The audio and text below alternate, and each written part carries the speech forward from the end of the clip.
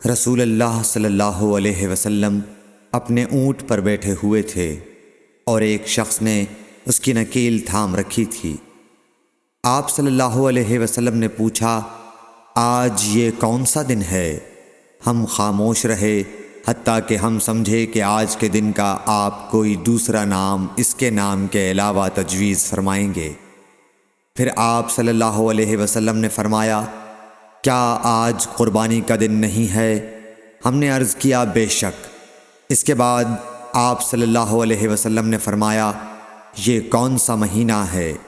ہم اس پر بھی خاموش رہے اور یہی سمجھے کہ اس مہینے کا بھی آپ اس کے نام کے علاوہ کوئی دوسرا نام تجویز فرمائیں گے۔ پھر آپ صلی اللہ علیہ وسلم نے فرمایا، کیا یہ ذو الحجہ کا مہینہ نہیں ہے؟ ہم نے عرض کیا، بے شک۔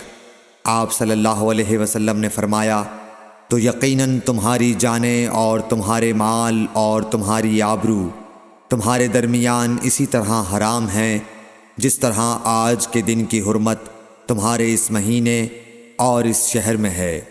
پس جو شخص حاضر ہے اسے چاہیے کہ غائب کو یہ بات پہنچا دے، کیونکہ ایسا ممکن ہے کہ جو شخص یہاں موجود ہے وہ ایسے شخص کو یہ خبر پہنچائے جو اس سے زیادہ یاد رکھنے والا ہو۔